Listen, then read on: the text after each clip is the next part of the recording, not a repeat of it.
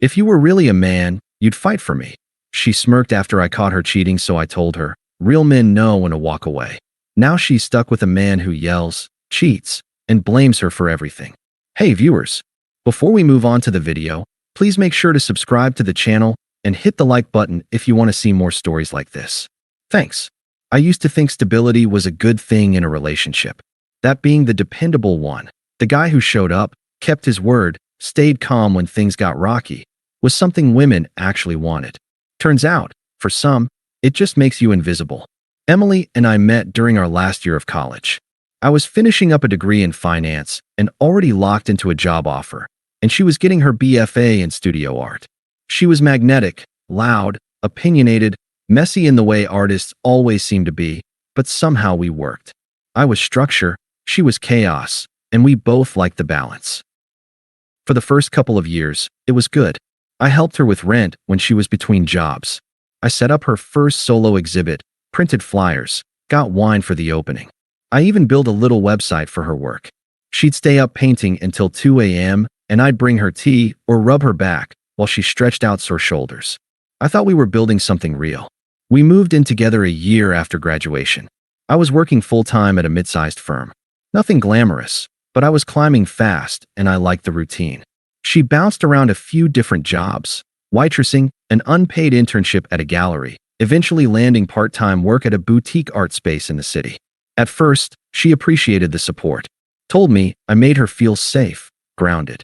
But over time, that appreciation started feeling more like resentment. Little comments would slip out. You're too comfortable just working your 9 to 5. Don't you ever want to do something big? You're always so calm. It's like nothing touches you. I didn't react. I figured she was just stressed. Artists go through phases, right? Then came the new friends. Emily got close with a group of people from the gallery. Younger, louder, way more online. They were always going to pop-ups or art nights that somehow never included me. She'd disappear for hours, sometimes all night, then stumble in smelling like cheap beer and incense. I didn't question her. I wanted to trust her. Then there was Aiden. He was a new guy at the gallery, some indie sculptor who'd just moved from Portland, which somehow made him fascinating to her friends. I met him once, when I came to pick her up after work. He was smug in that soft-voiced, fake deep way, and he didn't even shake my hand. Just nodded and said, "Oh, you're her boyfriend." Like it was an inconvenience. After that, I started hearing his name more often. Aiden says I should try bigger canvases. Aiden thinks that piece I made last year had real depth. You wouldn't get it. Aiden and I just see art the same way. At first, I brushed it off. I've never been the jealous type. But then her behavior changed. She started hiding her phone. She'd smile at texts and flip the screen over when I walked by. I'd ask how her night went and she'd just say, "It was fine. Don't worry about it." I asked once, flat out, if something was going on. She laughed. "Seriously? You're being paranoid. I thought you were more secure than that." That stung. She knew how much I hated drama. I backed off. I gave her space. But my gut kept twisting. Then one Saturday night, she told me she was going to a gallery mixer, said it was all artists and some of the staff, low-key, boring stuff. She wore makeup and heels she hadn't touched in months. I watched her leave and told myself not to spiral. She didn't come home until 2 a.m. On Sunday, she was hungover and cagey. Barely said 10 words all day. I let it go. But on Monday, everything fell apart, thanks to a mutual friend. Jess is one of Emily's old college friends. We're not close, but she follows me on Instagram. Around lunch, I saw Jess had posted a story, a group of people clinking glasses on a rooftop bar. I tapped through lazily, until the fourth clip stopped me cold. Emily, sitting next to Aiden, her hand on his thigh, his arm behind her on the couch. The angle was unintentional. Jess had just been filming a toast, but it was enough. I stared at that image for a full minute. Then I took a screenshot. Then I sat back and said nothing. Not to her. Not to anyone. I just let the silence sit, and I waited. I waited 2 days before saying anything. Not because I was unsure. I was sure. I just wanted to watch her lie to my face before I left for good. Tuesday night, we were both home. She was curled up on the couch scrolling through her phone, acting normal. I sat across from her, pretending to watch TV. Every now and then, she'd glance over like she was checking if I was still in my little box, the quiet, dependable boyfriend. I waited until the credits rolled. So, I said casually, how was the gallery mixer Saturday? She didn't even look up. Fine. Just the usual. Kinda boring, honestly. I nodded. You said it was all artists and staff, right? Yeah. What? I pulled out my phone, opened the screenshot, turned the screen toward her, and held it in the space between us. She stared at it for a second, long enough to register what it was, before blinking slowly and leaning back. Wow. So you're spying on me now? I laughed once, sharp and dry. Spying? Jess posted it. You just forgot she follows me too. She scoffed and ran a hand through her hair, suddenly animated. Okay. First of all, that's out of context. We were just sitting close. It was loud. Your hand was on his leg, Emily. So what? She snapped. You never touch me like that anymore. I stayed calm. You never want me to anymore. Don't flip this. She stood up, pacing like she was building her defense in real time. You know what? Maybe if you actually made me feel something, I wouldn't need that attention. So you do need it from him. She stopped, halfway between the kitchen and the living room. Aiden sees me, she said. He doesn't just tolerate me. He listens. He pushes me creatively. I feel alive with him. With you? I feel managed. Handled. Like I'm a task you check off every day. I let that sink in. All those nights making her tea, backing her financially, listening to her vent about critics, job rejections, friend drama. All the little things she never saw as love. And then she smiled, not warmly. The kind of smile people use when they know they're hurting you and don't care. If you were really a man, she said, you'd fight for me. That was it. That line. That smug tone, like I was supposed to throw a punch or scream or cry. Like I should grovel and ask her what I needed to change. Like her betrayal was a test of my manhood. I stood up slowly, walked past her, and grabbed my backpack from the hall closet. I started putting things in it, just essentials. What are you doing? She asked. Getting out of your way. Wow, she sneered. So that's it? You're just going to leave? No fight. No nothing. I zipped the bag, slung it over my shoulder, and turned to her. Real men don't compete with liars, I said. They walk away. Her face shifted, smug to stunned in a second. You're being so dramatic. No, I said. I'm being done. I walked out the door and didn't look back. I got in my car, drove to my brother's place across town, and crashed on his couch. That night, she sent me 2 texts. Emily, you're overreacting. We didn't sleep together. Emily, please don't make this worse than it needs to be. I didn't answer. I just turned my phone off and slept like a rock for the first time in weeks. The next morning, I moved money out of our shared account and sent a polite email to our landlord asking to remove my name from the lease. I didn't need revenge. I just needed peace. The silence did all the talking. I didn't block her, not yet. I wanted her to sit with it, the emptiness where I used to be. No calls, no texts, no angry messages or dramatic, we need to talk. I didn't post anything online. I didn't go out of my way to look like I was thriving. I just disappeared. I moved into a small but clean 1-bedroom near my office. Bought a cheap couch, a bed frame, a kettle. No shared photos. No memories on the walls. Just space. Mine. The first week, she didn't reach out beyond those 2 texts. I think she expected me to cool off. Crawl back. Send a "can we talk?" Or, "I just want closure." That's what she'd gotten from guys before me. But I stayed quiet. By week 2, she started posting again. Photos of herself laughing at bars, cocktails in hand, with captions like, living, not apologizing. One picture had Aiden in it. Same rooftop, same smug grin. She leaned into him like nothing had happened. Like I'd never existed. At first, it hurt. I won't lie. Seeing her flaunt it like I was the problem made my jaw clench. But then I remembered. I'd already left. I wasn't in the game anymore. Then her story started to shift. At first, there were tons of group selfies, drinks, parties. Then fewer. Then just solo photos with vague captions like, "People always disappoint you. Some things aren't worth saving." The real shift came when Jess, her old friend, the one who posted that rooftop story, messaged me out of the blue. I hadn't spoken to her in months. "Jess, hey, just checking in. You doing okay?" I kept it short. "Me? Doing fine, thanks." "Jess, I didn't know she was seeing Aiden. Not when I posted that." "Sorry you had to find out like that." I didn't respond. She kept going. Jess, for what it's worth, I don't think things are going great. He's not what she thought. Turns out, Aiden was more than just smug and broke. He was angry, controlling, always starting fights with people at the gallery, then blaming it on being misunderstood. Rumor was, he'd thrown a stool at someone after they criticized his work during an open studio night. Emily stopped posting him completely by week 5. She didn't tag him, didn't mention his name. Just more sad girl content, vague quotes, and quiet desperation disguised as independence. Then came the first text from her. Emily, hey, just thinking about you. I hope you're okay. I didn't answer. Left it on read. 3 days later, Emily, I've been doing a lot of thinking. About us. About everything. Can we talk? Just one coffee? Blocked. 2 more days passed. Then Jess messaged again. Jess, okay, I'm not trying to get involved, but Emily's not okay. Aiden's been yelling at her. Like full-on meltdowns in public. He broke a piece she was working on. Smashed it in front of her.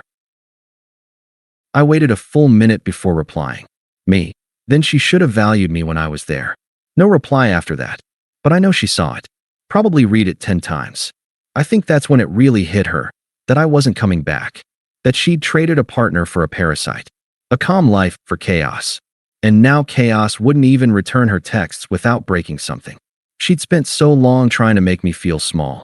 Telling me I wasn't passionate enough, man enough, interesting enough. Now she had someone interesting. Someone wild. And she was drowning in it. Week 10 was when she finally snapped. It was a Saturday afternoon. I'd just finished a workout and was heading back up to my apartment with groceries when I saw her, Emily, sitting on the steps outside my building. Hair tied back messily, no makeup, hoodie too big for her frame. She looked like she hadn't slept. For a second, I almost didn't recognize her. Not because of how she looked, but because of how small she seemed. Deflated. Like someone had popped the balloon of whatever high horse she'd been riding. She stood up as I approached. Hey, she said, forcing a smile. I figured you wouldn't answer if I texted again. I said nothing, just moved to unlock the front door. She stepped in front of me, blocking it. Wait, please, just 5 minutes. I didn't want a scene in front of neighbors, so I sighed and stepped back. Talk. She glanced down at the concrete before speaking. I messed up. I know. You didn't even try to stop me. You didn't fight for me. You didn't even ask why I did it. You made it pretty clear. You said I wasn't enough. That I didn't make you feel anything. What else was there to ask? She winced, like hearing her own words aloud hurt more than saying them. I was confused. I thought he got me. But he doesn't. He doesn't care. He just wants someone to worship him. He's angry all the time. He broke my laptop last week because I took too long to text back. I raised an eyebrow. And you want me to fix that? No. I mean, she stopped, clearly flustered. I miss how safe I felt with you. How steady things were. I didn't realize how good I had it until it was gone. There it was. The classic line. I'd seen it in 100 Reddit posts. Didn't realize what I had. She thought this was her moment to be the victim of her own bad choices. I shook my head. You didn't want safety. You wanted sparks. You wanted chaos. You thought calm meant boring. And now that chaos has a cost, you're crawling back. She stepped forward, lowering her voice like it would make it more intimate. I'm saying I made a mistake. Can't you see that? You said you loved me. I did. I cut her off. Past tense. Her face twitched. The desperation turned to anger. So that's it. You're just going to throw away 3 years like it meant nothing. You threw it away. I just accepted it. She crossed her arms now, voice sharper. You think you're so mature, don't you? Acting like you're above everything. Like you're some monk who's too evolved to care. Newsflash. Walking away doesn't make you strong. It makes you a coward. I smiled, not smug, just sad. You wanted me to fight for you? Here's the truth, Emily. Real love doesn't require a fight. It requires respect. You had mine. I never had yours. She went quiet. You once told me I didn't make you feel anything. I continued. Well, now you get to feel everything you chose instead. She opened her mouth like she had more to say, some final jab, maybe, but I didn't give her the chance. I stepped around her, unlocked the door, and walked inside. Closed it without looking back. She didn't follow. 10 minutes later, I checked the peephole. Gone. That was the last time I saw her in person. A week later, a friend told me Aiden got into a fight at a bar and broke his wrist. Apparently, The gallery dropped him. Emily moved back into her parents' house in the suburbs. Her Instagram? Deleted. Her art page? Gone. Mutual friends stopped mentioning her. One even said, "She's just not the same anymore." Me? I kept moving forward. Promotions at work. A new apartment with real furniture. I started hiking again. Sleeping better. Living fully, not just surviving quietly. She made her choice. Now she's living with it. 6 months later, I got invited to a wedding. It was one of those delayed COVID weddings. A mutual college friend named Tyler finally tying the knot. I wasn't going to go at first, but a few friends convinced me. Said it'd be good to be around people again, to celebrate something for once. The venue was low-key but classy. Outdoor garden, string lights, linen suits, all of it tasteful. I showed up alone, dressed sharp but simple. I felt good, calm, grounded, light in a way I hadn't felt in years. I was halfway through a drink at the reception when I saw her. Emily. She was standing near the back patio with Jess and another girl I didn't recognize. She looked thinner. Not in a healthy way, in a life's been eating me alive way. Her hair had lost its usual shine. Her eyes darted around nervously, like she was looking for someone, or trying to avoid them. Her gaze landed on me. I held eye contact for 2 seconds, just enough for her to know I saw her. Then I turned back to the conversation I was in. No reaction, no smile, nothing. A few minutes later, Jess walked over alone. "Hey, can I ask you something kinda awkward?" I raised an eyebrow. "Emily wants to talk to you. She said she just wants a minute. Closure or something." I sipped my drink. "I don't think she's looking for closure, Jess. I think she's looking for a reset button. But tell her she already hit delete months ago." Jess sighed. "Honestly, I don't blame you. She's not doing great. She told me Aiden was the worst mistake of her life. He emptied her savings, pushed away everyone who cared about her. And now he's got a new girl. She's been trying to patch things up with people, but..." I cut her off politely. It's not my job to help her rebuild what she chose to destroy. She nodded slowly. No protest. No guilt tripping. The rest of the night was peaceful. I danced. I laughed with friends. Took photos. At one point, someone handed me a slice of cake and said, "You seem lighter lately, man." Like something finally let go. I didn't explain. I didn't need to. But as the night wound down and people started saying their goodbyes, I stepped outside to call a car. And that's when she approached me one last time. Emily walked up slow, unsure. She was holding a glass of wine like it was anchoring her in place.